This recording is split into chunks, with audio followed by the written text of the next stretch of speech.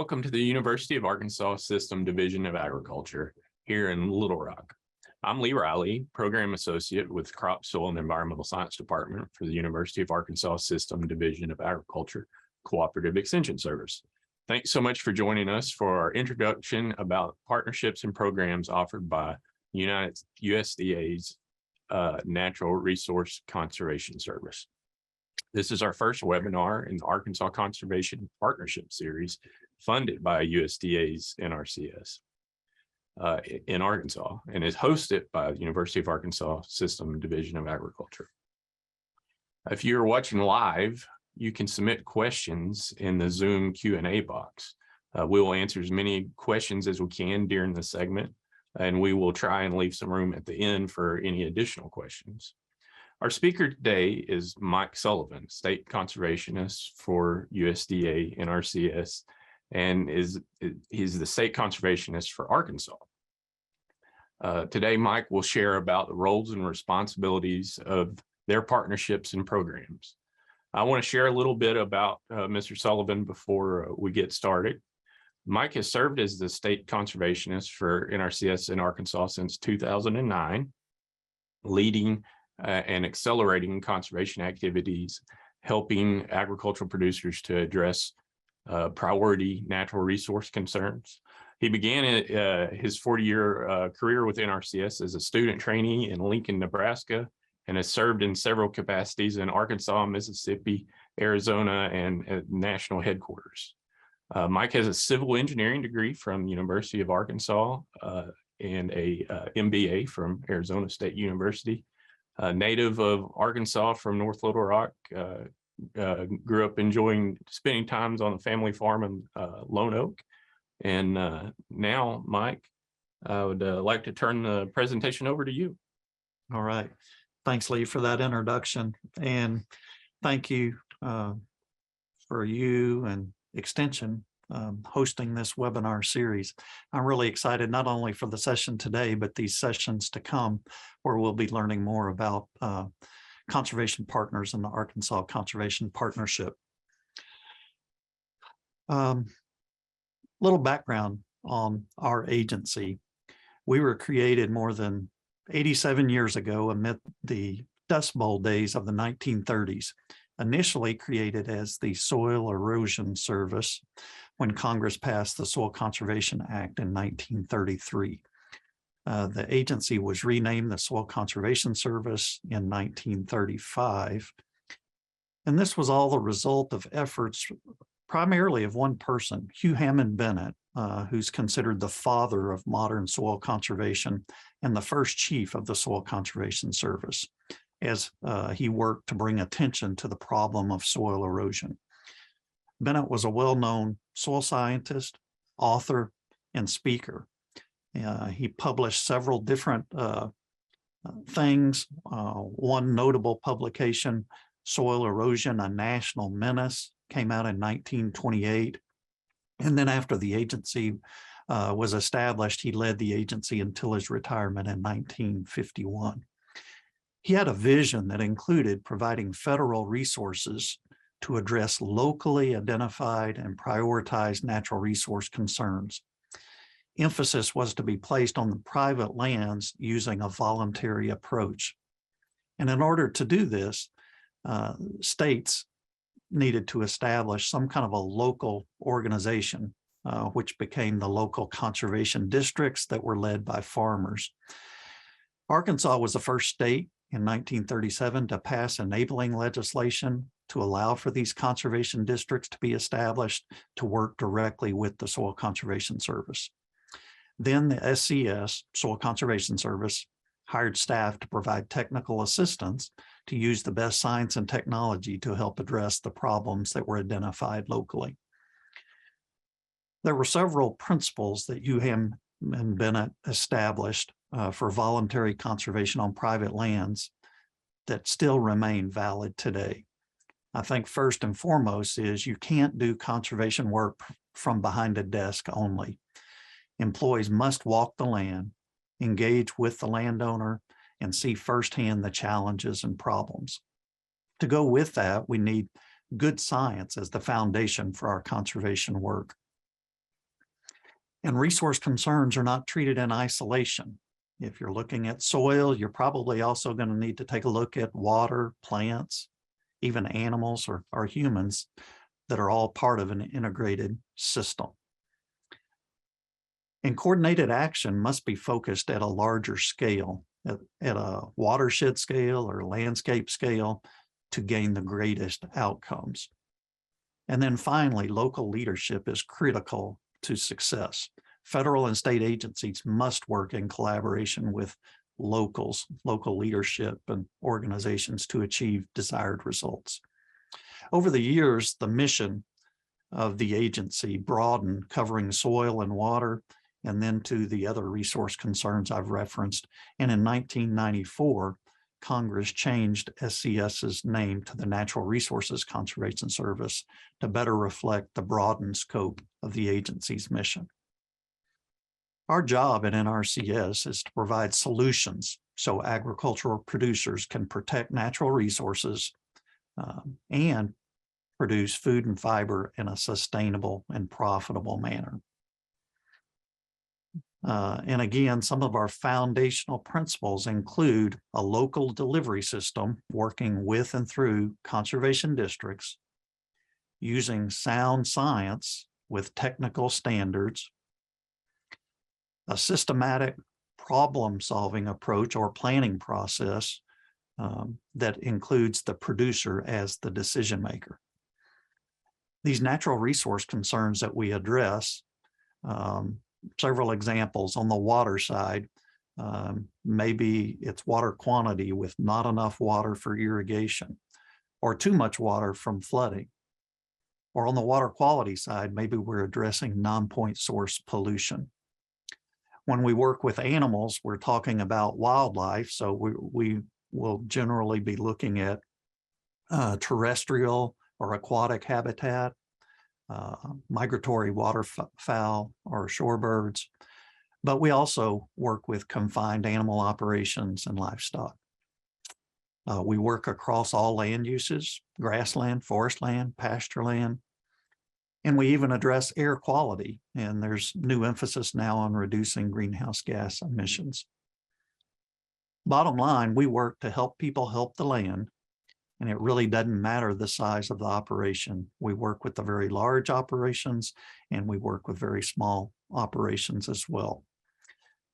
And our overall objective, what we'd like to see as outcomes, would be our state, nation, even our world, with clean and abundant water, healthy soils, resilient landscapes, and thriving communities addressed through voluntary conservation.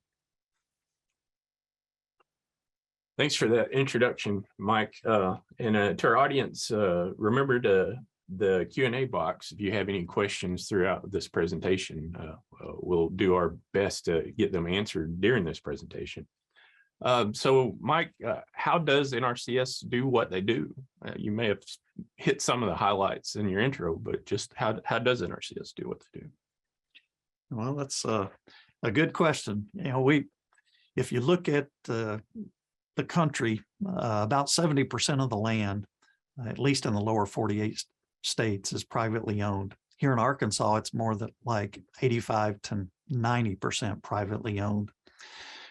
And we provide technical assistance, and in some cases, funding to help producers implement conservation practices on these private lands. We have 61 field offices across the state, encompassing the whole state, where our district conservationists, field staff, working with others, provide services as requested by agriculture producers. These services include working with farmers and ranchers on a one-on-one basis, giving personalized advice on how to invest in their operations and how to boost agricultural productivity and protect natural resources. The first step is to get a conservation plan. And again, we provide that upon request for free once a landowner or operator requests that service. There really is an art and a science to reading the land, working with the producer to develop this plan to meet their needs based on their decisions. And again, we work through a systematic process, like a problem-solving process, to inventory resources, look at alternatives, and address those problems. And then after a plan is together, we have a suite of programs available to help, in some cases, provide financial assistance or funding to help with the cost of implementing these practices. Most of these programs are competitive and generally in high demand. We have working lands programs to help keep lands on the working side. Where there are marginal lands, we have easement programs to help restore wetlands and protect ag lands. And then for communities, we have some programs as well, such as emergency assistance and watershed protection. Sounds like some impressive programs. So you covered probably a little of this in the background and history in your introduction, but why does NRCS do what they do? Well, maybe what I like most about working for this agency, and that's really to achieve the desired balance based on the word conservation and what it means to us. And that balance is being able to produce profitably and sustainably while protecting natural resources. We know that the voluntary approach works for conservation. The producer is the decision maker, and any solutions that are developed must be practical and fit within the context of their operations.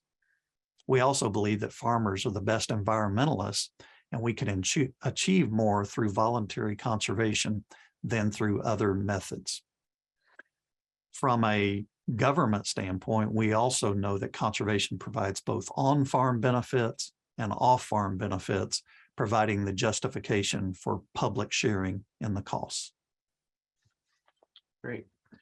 I think you might touch on some of this a little bit later in the presentation, but we have a question if you would like to Sure. take a live question from audience. We've got a person here that's been approached by a company that wants to enroll their land in a carbon offset project. And they want to know, is there someone at your agency that can guide landowners that are considering those options? Yeah, very good question. There's a lot of interest right now in climate smart agriculture and forestry and carbon markets. Even this week, there's announcements going out on funding that are going out on the private side. I think where there's interest, what I would suggest would be contacting our office. Clyde Williams is our state point of contact with programs, has lead on working on climate activities. And we can provide feedback on what our role may be. But we also recognize that as we move into carbon markets, there's a significant role for the private sector as well. And remember, if you have any other questions, feel free and ask in the Q&A box. Mike, share some successes of NRCS. Why does NRCS continue to do what you do? Well, as I mentioned earlier, we've been around for a long time. We've got more than 87 years of experience. We know how to work with farmers. We know what works. We also know that producers value our services. First, our technical expertise and assistance. And then secondly, the programs and the money that helps to get the infrastructure and the practices on the ground. I think we represent what's best about government service, and we really are here to help. And we've made a difference. We've tracked our progress over the years through various national efforts. We know we're making great progress addressing natural resource concerns. We've reduced soil erosion, improved soil quality, conserved water, reduced flooding, all across the other resource concerns as well. But we can always do more and do better. We also know that conservation, agricultural productivity, and economic returns are mutually compatible and not mutually exclusive. And we're continuing to expand our reach to the underserved and unserved. We know that there are people that are not aware of us and that have not received assistance. And certainly our objective is to make sure everybody has an opportunity to receive the services and assistance that we provide. So we know conservation is never done. Change is continuous. There's new technology, lessons learned, operational changes, and national priorities change. Right now, we've got areas that we're looking at to improve conservation in urban areas, improve equity and inclusion, and accelerate climate smart agriculture and forestry. Mike, I know you're going to get into programs a little bit later, but we've got another question about the CSP program. This question says, speaking of volunteering efforts, have you achieved all of your expectations with the CSP program? They're stating that it was based on practices that farmers were already implementing on their own. Right. So the Conservation Stewardship Program is a working lands program where if you're already doing some basic conservation, you can receive payments for moving to a higher level. This program is implemented across the operation. And in terms of the question, have we achieved our expectations? In some ways, we probably exceeded our expectations. If you look at the demand for services in the CSP program, it far exceeds funding available. It became very popular early on. We've expanded the number of enhancements where producers have other options for doing even more on their operations. And so on one hand, I think we've exceeded expectations just looking at demand. On the other side, I think there's plenty more that we can do.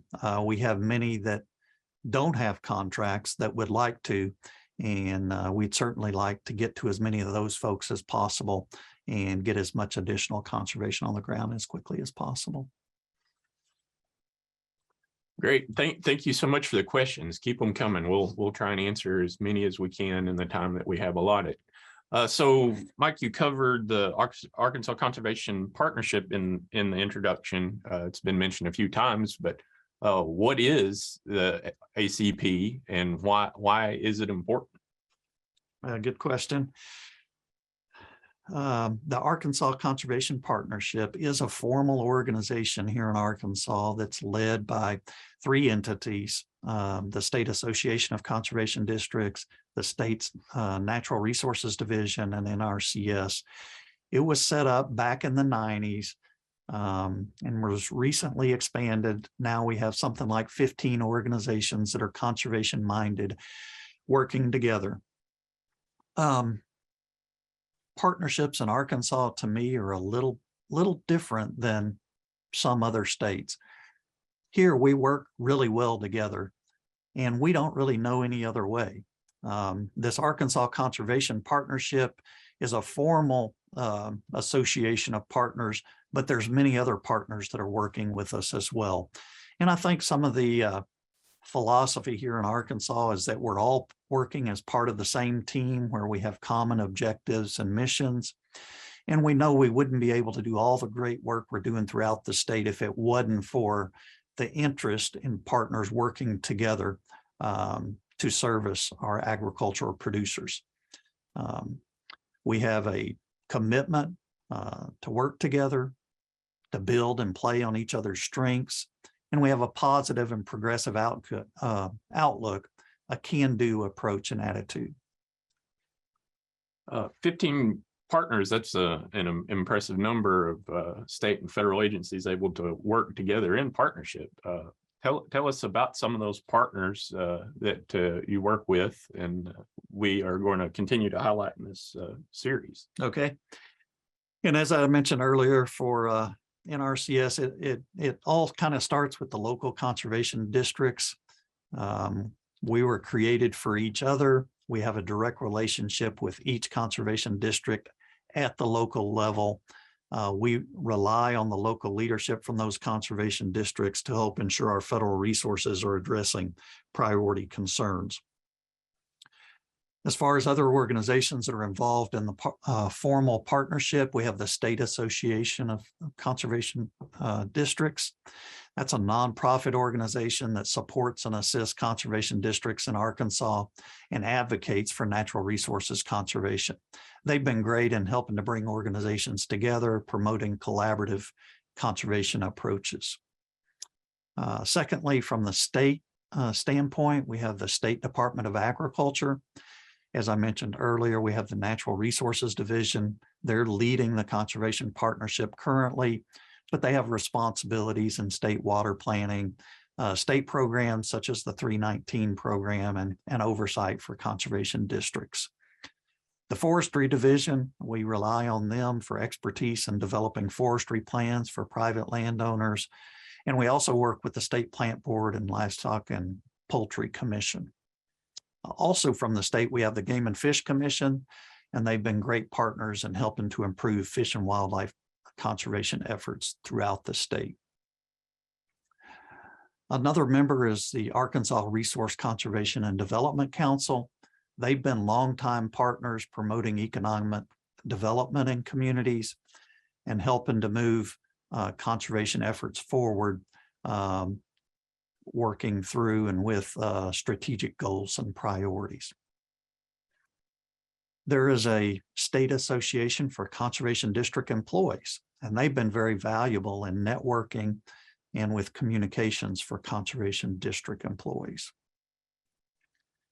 We have academia at the table as well, and in the formal partnership, we have the trifecta of the University of Arkansas, ASU, and UAPB, all helping to bring the latest science and technology to the conservation partnership effort, including documenting benefits of conservation practices through the Arkansas Discovery Farms effort.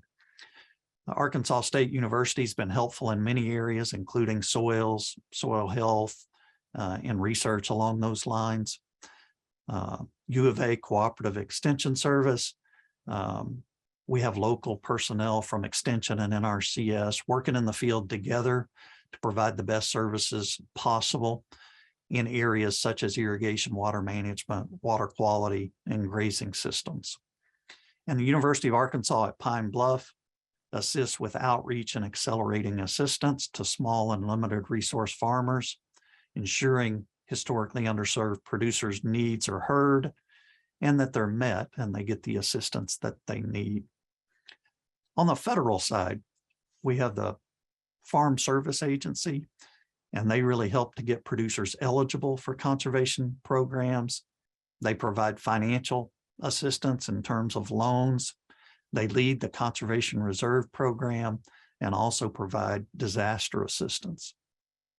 The U.S. Forest Service, they sustain our nation's forests and partner with us in collaborative conservation efforts, including projects such as the Joint Chiefs projects working on both private and public forest lands. And then in our CS, we work with everyone, trying to do the very best we can to accomplish our mission. These organizations share a common sense of purpose. They're like-minded in their desire to assist Arkansas landowners in using their land in a manner that conserves natural resources and sustains economic vitality while protecting the environment. They also work to break down barriers, eliminate duplication of effort, and improve communications so that landowners are better served. And again, beyond these organizations in the formal conservation partnership, we work with many community-based organizations and non-governmental organizations, such as the East Arkansas Enterprise Community, Arkansas Land and Community Development Corporation, the Nature Conservancy, and many others. Great, thanks, Mike.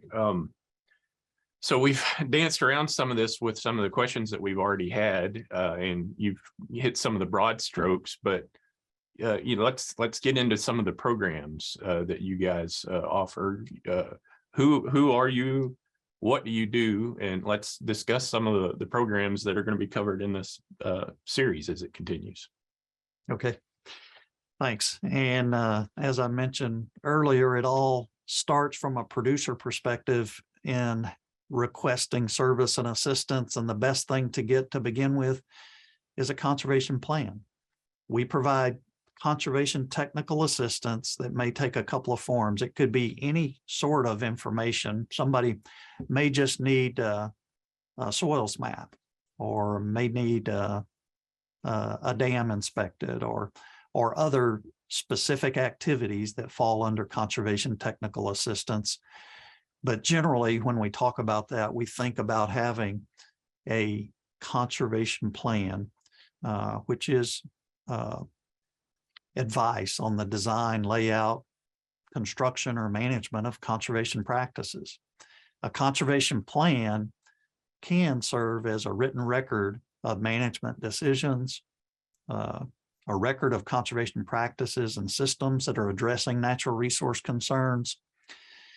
It can include the producer's goals and objectives, things like aerial photos of the farm, soils maps and descriptions, an engineering plan map showing drainage patterns and runoff, a list of those treatment decisions and practices, and a location or schedule of applying those practices.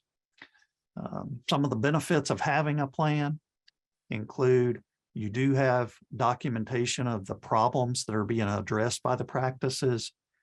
You have those decisions on the practices and systems documented. And then in the plan, we will actually share how resource concerns will be addressed, how the soil will be protected, how we'll improve the quality and use of the water, how we might attract desirable wildlife, and protect the value of land for future generations. And then also this plan serves as the basis for applying for additional conservation programs where the money comes in. And so under our financial assistance programs, we have the Environmental Quality Incentives Program, or EQIP as we refer to it. It's our base working lands program to help implement conservation practices or infrastructure on the land. We also have a conservation stewardship program, as I mentioned earlier, to help achieve higher levels of conservation with additional enhancements, working on the whole operation. And then for marginal or sensitive lands, we have an agricultural conservation easement program. The one we've used extensively here in Arkansas has been the Wetland Reserve Easements Program, where we convert marginal croplands or other lands to wetlands with long-term easements. We have some other types of assistance as well for communities. When we have disaster events, there's potential for emergency assistance through our emergency watershed program.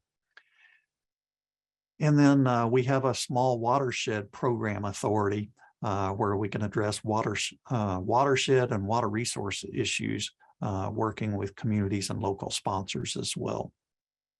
Some additional special initiatives and programs that we've used in Arkansas, the Mississippi River Basin Initiative. We've been doing that for more than 10 years, and it's been extremely popular with great results.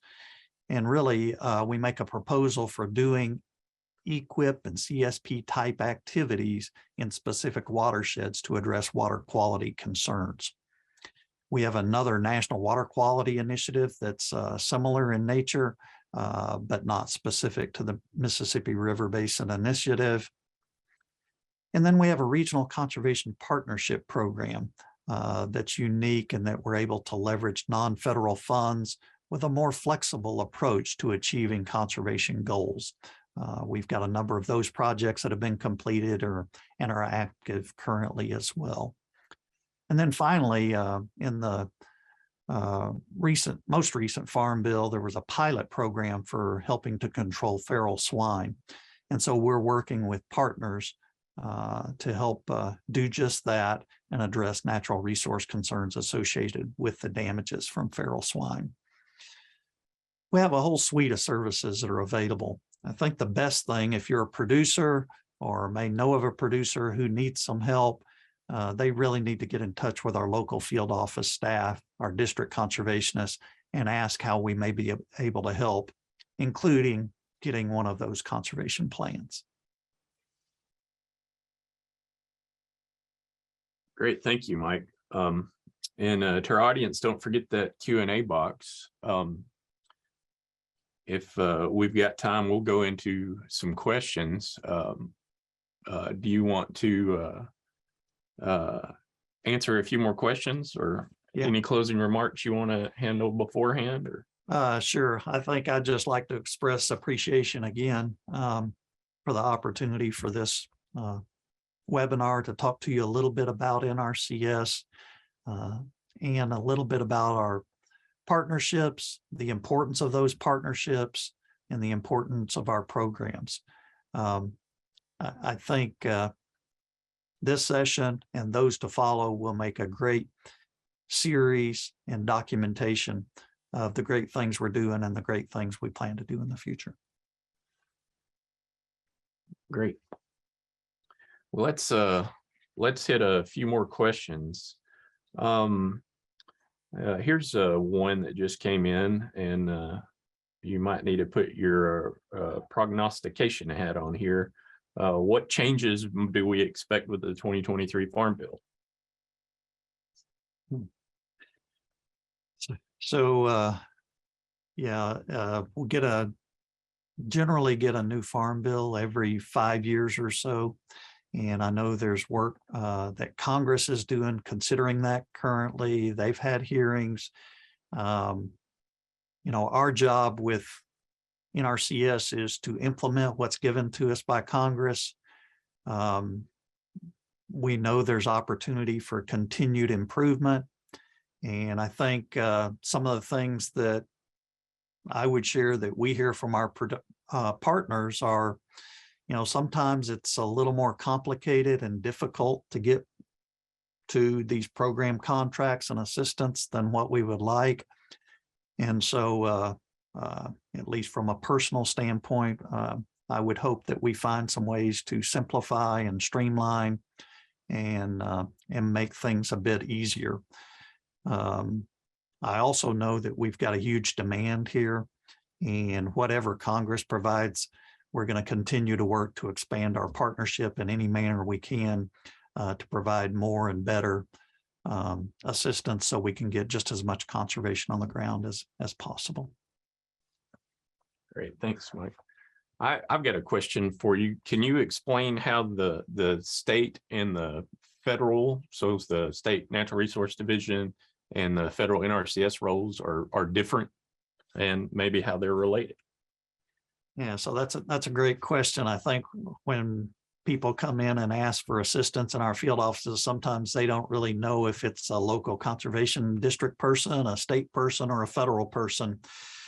And if you just think about missions of different organizations as circles, we may have the local conservation district, we might have the state and federal, and they have their each own unique responsibilities. But if those circles overlap, where those circles overlap, that's where we have some similar objectives and missions. And so we have federal programs that assist producers. The state also has state programs, and in general, those are all complementary and work together. And we work together to make sure the producers are aware of any and all of those programs and can pick and choose which ones and as many as possible that they can participate in. So we are working together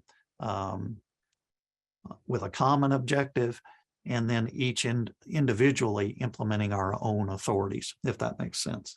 Great. Yeah, thank you. So we know what the Arkansas Conservation Partnership is now and who it's composed of, but what is Arkansas Conservation Partnership's role in the State Technical Committee, and how does it address private landowner concerns? So we have a state technical committee that is set up to provide advice to NRCS on the implementation of programs.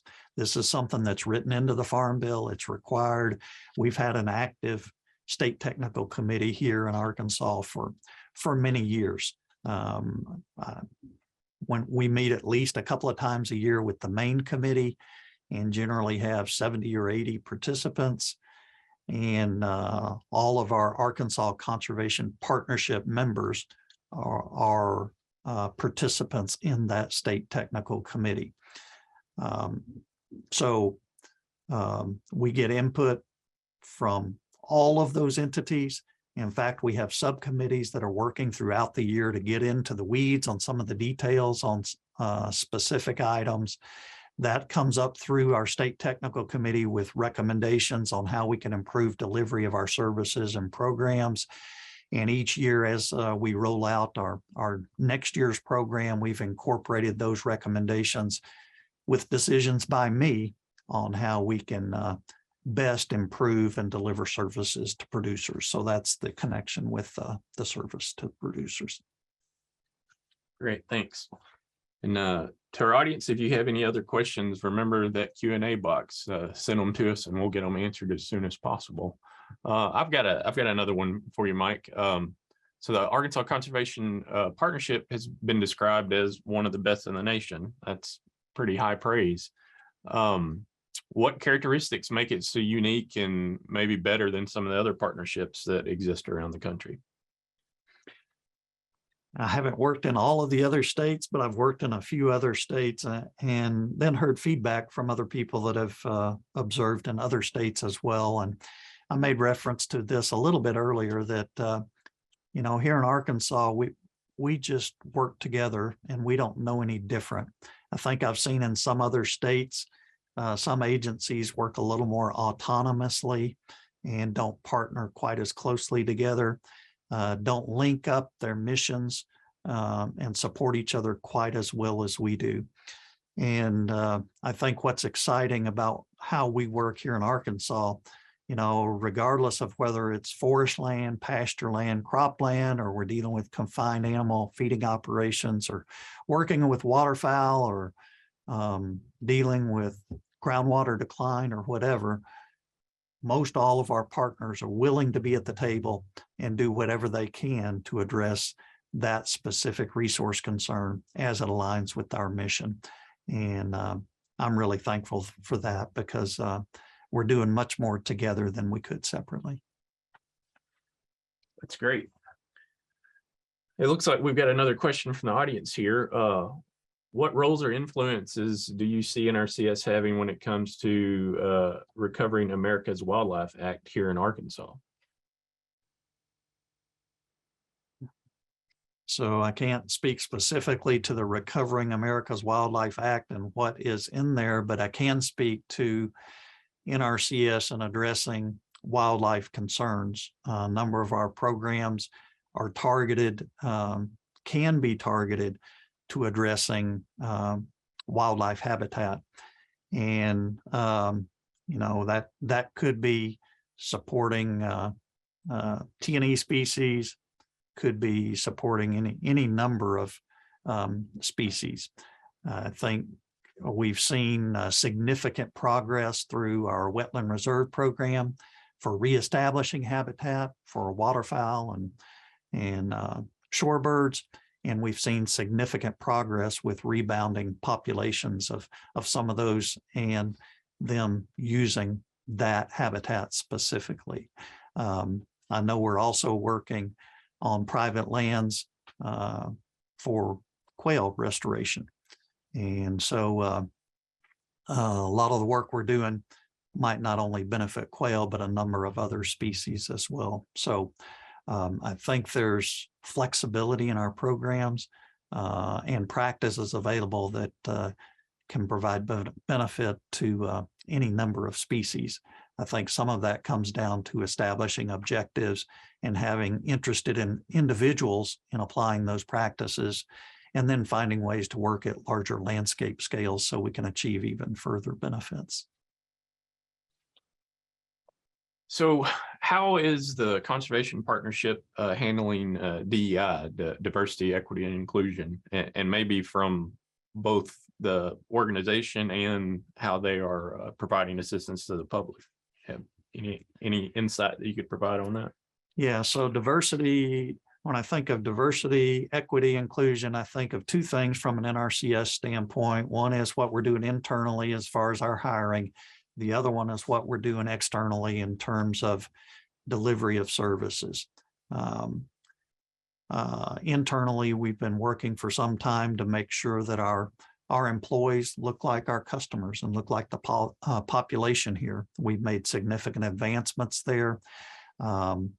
And the diversity also includes making sure we have the right discipline of specialists. So lots of good things going on internally. Externally, on delivering our services, we've made significant progress there over the last 10 years or so. We've had an explicit focus in persistent poverty counties, providing extra intensive care to underserved producers who may not know about us, who might have had issues or concerns with coming into our offices. And we've really made great progress there. If you look at our EQIP program currently, over 50% of our funding now goes to historically underserved producers, which includes beginning farmers and ranchers, veterans, and minority producers. But we've made significant progress from where we were a decade ago. We've also set up a subcommittee of the State Technical Committee, and we're looking at where we can do even better. And we're getting input from our partners on how collectively we can make a difference in making sure we make permanent changes in our culture so that everybody has an opportunity for assistance. Do you have any advice for the audience that might feel like they're not getting the assistance they need? I sure would. If you don't feel like you're getting the assistance you need, or you know of somebody that has that kind of a feeling, first, I'd want to know if they worked with our folks in the field office. I have a high level of confidence of our personnel in the field that they want to do everything they can do to make sure every producer gets the assistance they would like to have. Now, I know some of our programs are very competitive and not everybody gets in and gets funded in the first year. And so it does take some patience. But if for some reason connections are not being made, you or they can feel free to call me directly, and I'd be glad to have a conversation with you about what we might be able to do to improve our services a little bit. Great, thanks. So why is conservation technical assistance to private landowners so important on the front end to assist with the planning and how NRCS ensures soil technicians, conservationists, and district conservationists are trained and ready to assist for modern times, the 21st century?